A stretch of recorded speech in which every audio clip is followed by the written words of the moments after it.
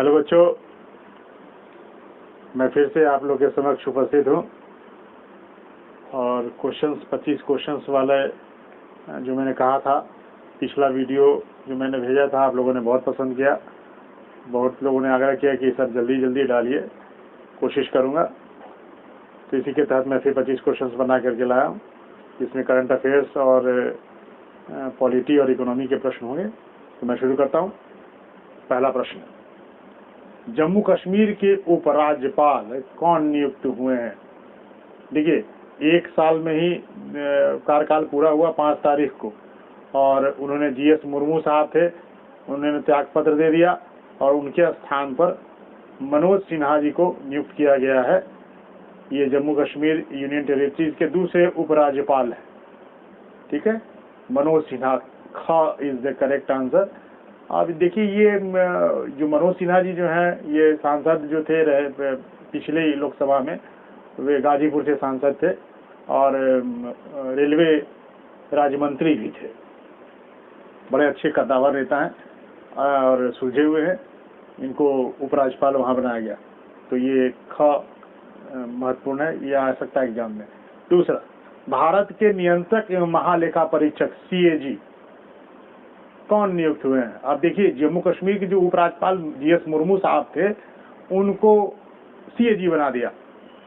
उपराज्यपाल से त्यागपत्र देकर के ये CAG बन गए। राजीव महर्षि जी का कार्यकाल पूरा हो गया और उनके स्थान पर CAG बनाया गया GS मुर्मू साहब को। ग इज द करेक्ट आंसर। देखिए, एक चीज और ध्यान में रखिएगा, और ये पूछा जा सकता है चूंकि CAG अभी नियुक्त हुए हैं, तो किस आर्टिकल के तहत CAG का प्रावधान है? तो अनुच्छेद 148 अनुच्छेद 148 के तहत नियुक्ति होती है CAG की, जिनका कार्यकाल 6 वर्ष होता है या 65 वर्ष, 6 इयर्स या 65 वर्ष की आयु जो भी पहले हो, रिटायर कर दिए जाते हैं। अगर 65 वर्ष पहले पूरा हो गया तो 65 वर्ष, या 6 वर्ष का कार्यकाल पूरा हुआ तो 6 वर्ष का कार्यकाल पूरा करके तब CAG रिटायर होते हैं। तीसरा प्रश्न, भारत की पहली किसान रेल कहां से कहां तक के लिए चलाई गई? अब ये बहुत महत्वपूर्ण प्रश्न है, करंट अफेयर्स है। ये 7 अगस्त 2020 में ही शुरुआत हुई है। पहला किसान रेल चला, वो महाराष्ट्र के देवलाली से दानापुर तक, यानी क is the correct answer. Deolali Maharashtra है और वहां से दानापुर के बीच तक, यहाँ बीच में कई स्टेशनों पर रुकेगी। ये रेल मंत्रालय और कृषि मंत्रालय, ध्यान में रखिएगा, रेल और कृषि मंत्रालय की संयुक्त परियोजना है। उद्देश्य क्या है इसका? तो किसान की आय को दुगनी करने हेतु जो लक्ष्य रखा गया है 2022 तक, उसी के तहत किसानों को और ज्यादा लाभ मिले, ताकि महाराष्ट्र और बिहार के बीच में कई जो स्टेशन हैं जो आएंगे, उसमें मध्य प्रदेश और तमाम लोग उत्तर प्रदेश होते हुए आएगा, तो ताजा सब्जी, फल फूल, इन सबको त्वरित गति से पहुंचाना है, खराब ना हो। इसके त्वरित गति से पहुंचाने के लिए किसानों की आय इससे अच्छी प्राप्त होगी, तो इसके लिए ये पहली किसान रेल चलाई गई। चौथा प्रश्न, अब आए चौथे प्रश्न पर। भारत ने किस देश को WHO के तपेदिक विरोधी कार्यक्रम, ये तपेदिक का मतलब इंग्लिश में बता दूं, ट्यूबरकुलोसिस होता है, हिंदी में ट्यूबरकुलोसिस को तपेदिक कहते हैं, के लिए $1 मिलियन अमेरिकी की सहायता प्रदान की है?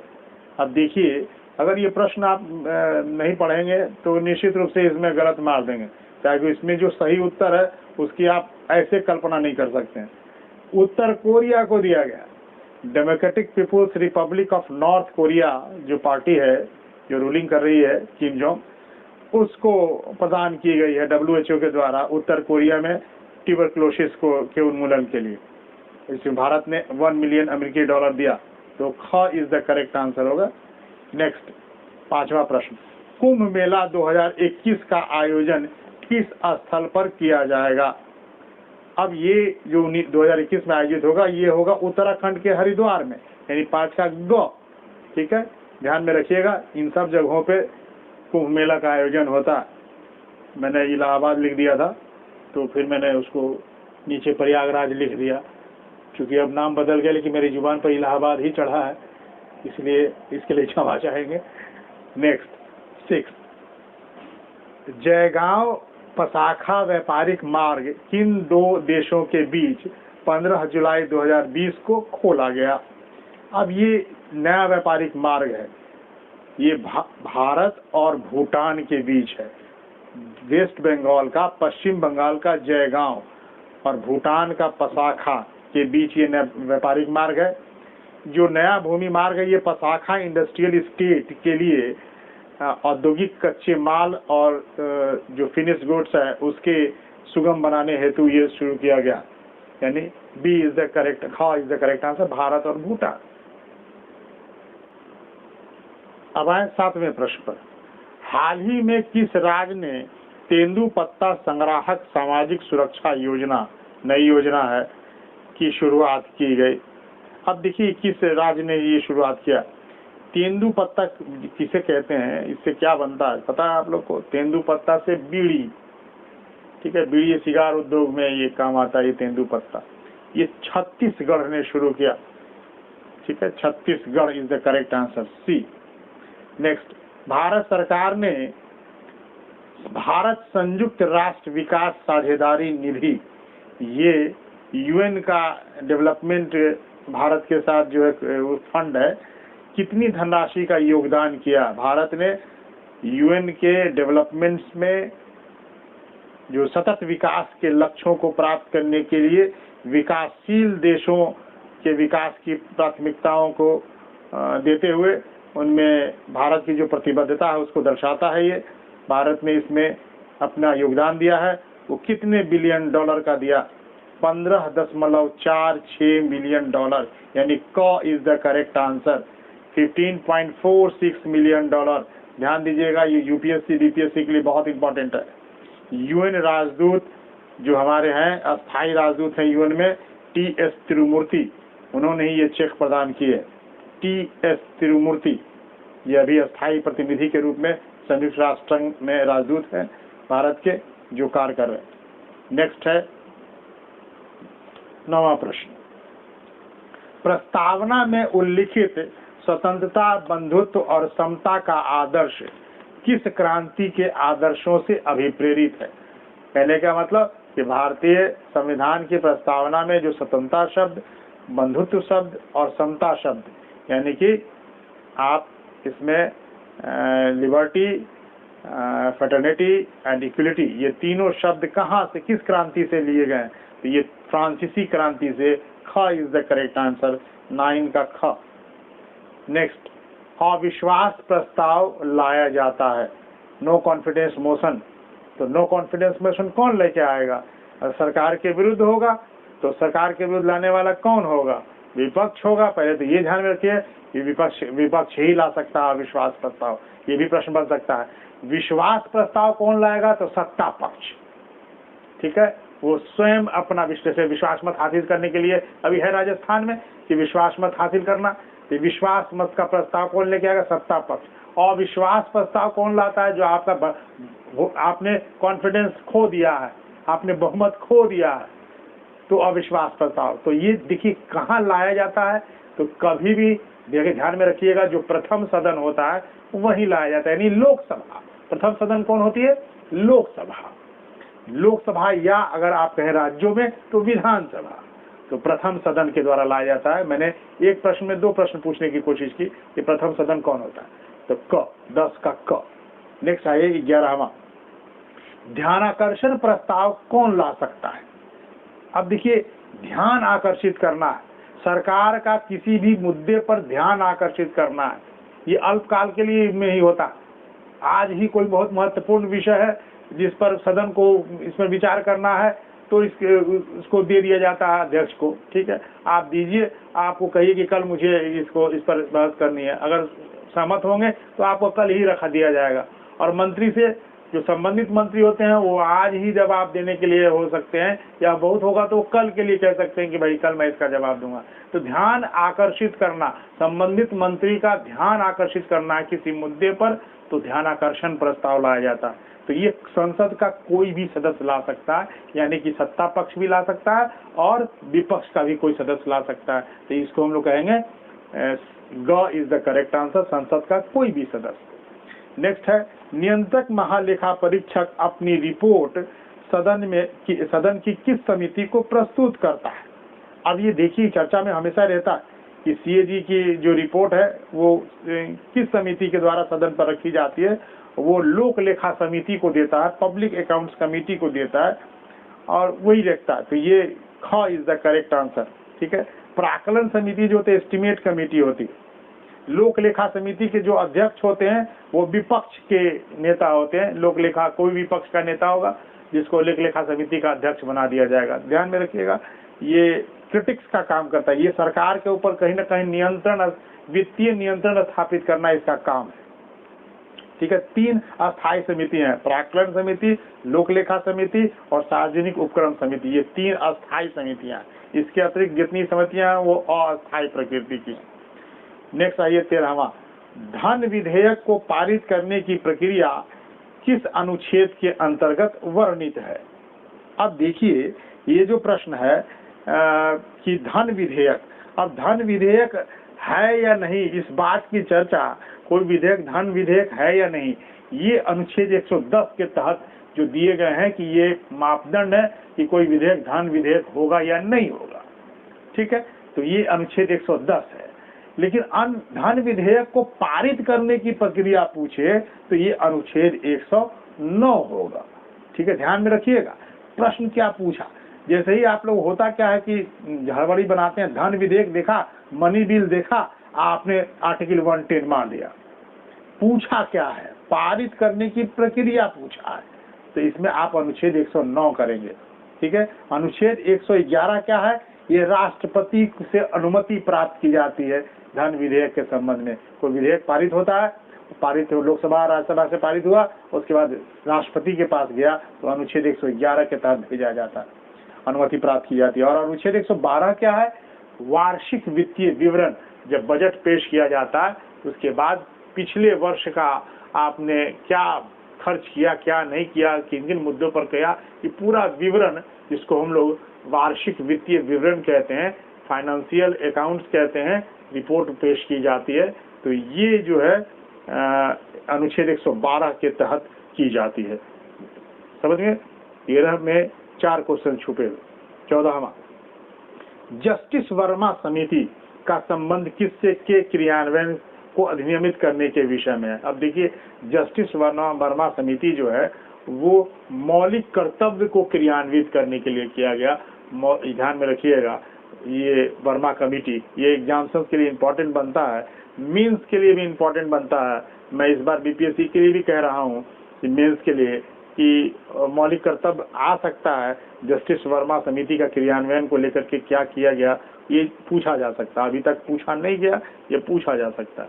कि 14 का ग इज द करेक्ट आंसर।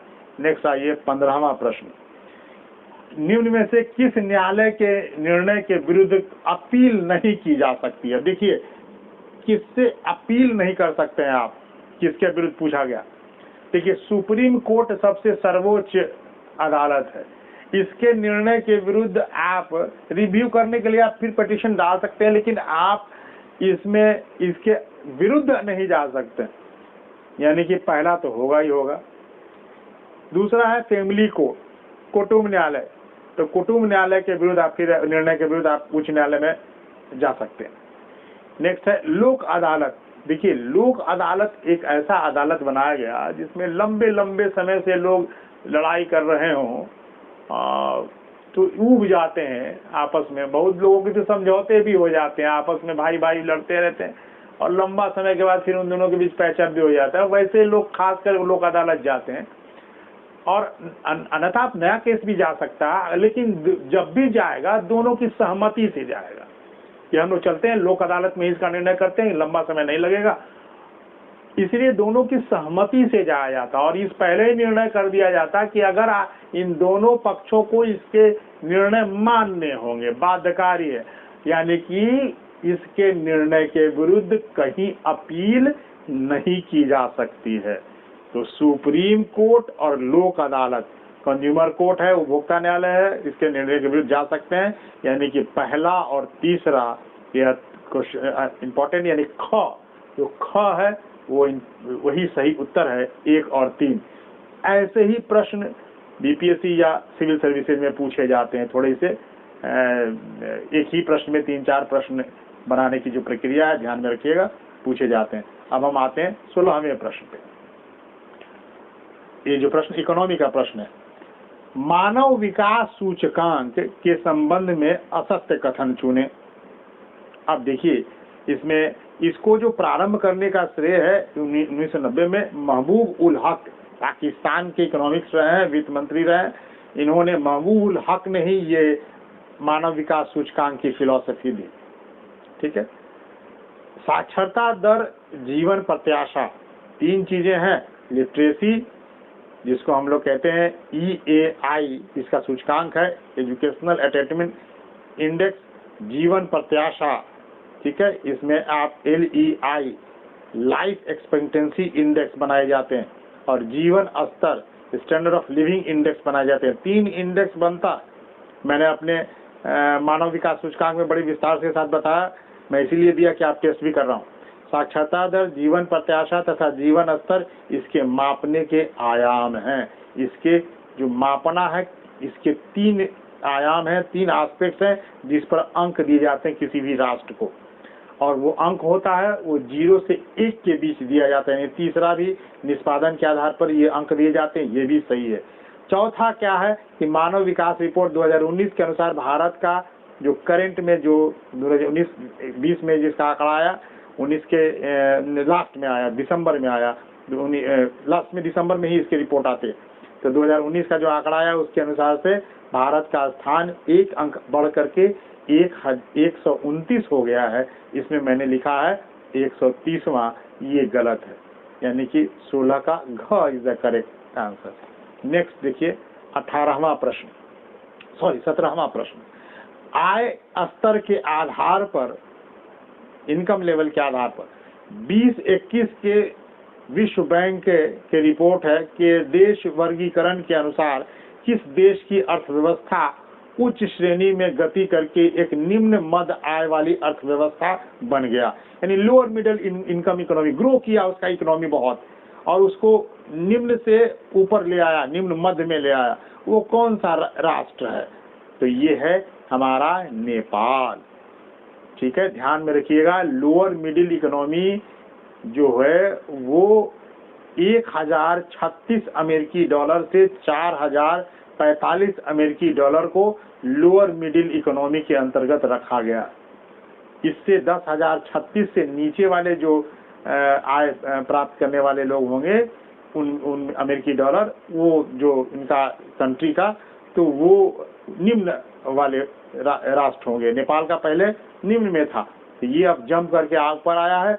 1090 अमेरिकी डॉलर है नेपाल का, ध्यान रखिएगा, 1090 अमेरिकी डॉलर, यानी बहुत ज्यादा नहीं है, 1036 से ऊपर ही गया है, तो कम ही से वो ऊपर आकर के अपने को इस श्रेणी में ले आया है। ध्यान में रखिएगा, एक और भी चॉइस में दिया मैंने श्रीलंका। श्रीलंका का नीचे गया है। श्रीलंका जो है वो एक पायदान नीचे गया, वो अब अपर मिडिल वाला जो इनकम वाला देश है उसमें पहले था, वो नीचे आ गया। अब वो 4046 से 12,535 के बीच में था श्रीलंका, 4046। अब वो 4020 अमेरिकी डॉलर उसका हो गया है, जिससे वो एक अंक नीचे, एक पायदान नीचे आया। तो किसका ऊपर हुआ? नेपाल का ऊपर हुआ और श्रीलंका का नीचे हुआ। ठीक है, इकोनॉमी में नीचे गया। तो ये ध्यान में रखना है, नेपाल वाला ध्यान में रखना है। नेक्स्ट आइए 18वां प्रश्न। PMFMI योजना, ये फॉर्मलाइजेशन ऑफ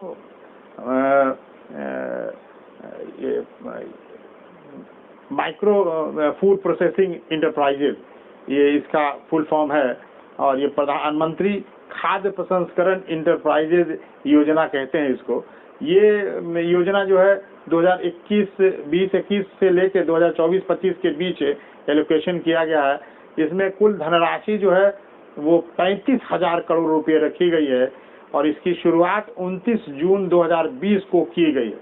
ठीक है, ये जो मंत्री हैं क्षेत्रीय खाद्य प्रसंस्करण मंत्री हरसिमरत कौर जी, ठीक है, उन्होंने ही इस योजना का प्रारंभ किया है। ये पैंडेमिक सिचुएशंस के बाद ये योजना जो है इसको शुरू की गई है। खाद्य प्रसंस्करण उद्योग में बहुत आगे बढ़ने की आवश्यकता है। बिहार में देखिए, बिहार में इसी उद्योग में हम लोग आगे बढ़ने की पूरी संभावना है और इसमें लाभ उठाने की आवश्यकता है, ठीक है। अभी हमारे मुख्यमंत्री जो है वो इसमें योजना के तहत से ज़्यादा पैसा ले सकते हैं।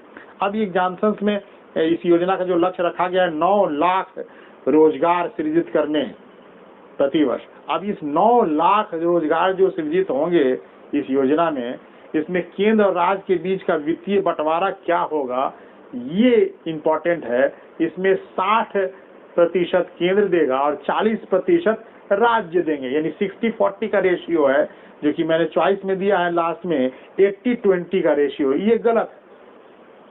हालांकि और भी देखिए, इसमें पूर्वोत्तर जो राज्य हैं उसमें ये 80 जो राज्य है वो 80-20 का रेशियो है, और जो केंद्र शासित प्रदेश हैं उसमें 100% जो है वो देना है केंद्र को ही। ये इससे जो स्कीम है इसमें लिया गया है कि उत्तर प्रदेश में ये शुरू हो गया कि एक जिला और एक उत्पाद, यानी किसी एक जिला को एक उत्पाद के लिए चयनित किया जाएगा। एक क्लस्टर जोन बनाने के लिए जिला को कोशिश की जा रही है। हर जिला के अपने अपने स्पेसिफिक जो होते हैं वो होते हैं कि कहीं दरभंगा में मखाना है तो मखाना का क्लस्टर जोन बने, ठीक है। हाजीपुर में केला है, केला का क्लस्टर जोन बने, उससे प्रोसेसिंग वाली चीजें हो, चिप्स बने, तमाम जो बन भी रहे हैं। तो इसी प्रकार से हर एक जिला का अपना अपना स्पेसिफिक है, उसको आगे बढ़ाने की बात की जा रही है।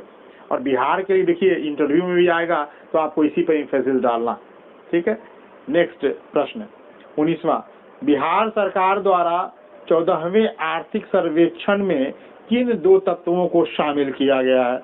अब देखिए, ये आर्थिक सर्वेक्षण में जो 19-20 का आर्थिक सर्वेक्षण है, इसमें 2 तत्व, नए तत्व शामिल किए गए। इसका इम्पैक्ट भी देखिए क्या पड़ रहा है, वो है पर्यावरण एवं जलवायु परिवर्तन, इसको शामिल किया गया, और ई शासन इसको शामिल किया गया। क इज द करेक्ट आंसर। अब देखिए, ये पर्यावरण और जलवायु परिवर्तन का ही इम्प्लीमेंटेशन देखिए कि इस बार नीतीश जी ने ये लक्ष्य रखा था कि बिहार सरकार ने कि 2,51 लाख पौधे लगाए जाएंगे, और इस पखवाड़ा के अंदर में इसका समापन संभवतः कल होने वाला है। तो आप देखेंगे कि ये योजना पूरा लक्ष्य प्राप्त कर लिया, हर एक जिलों ने अपना लक्ष्य प्राप्त कर लिया। 2,51 लाख का जो लक्ष्य है बिहार सरकार ने प्राप्त कर लिया है, सफलता उत्तर प्रदेश ने भी प्राप्त कर लिया। ये बहुत अभियान पर लग करके और ये वृक्षारोपण कराया जा रहा है, जलवायु परिवर्तन पर जोर दिया, जलवायु परिवर्तन को समस्या को लेकर के पर्यावरण को संरक्षण करने पर जोर दिया जा रहा है।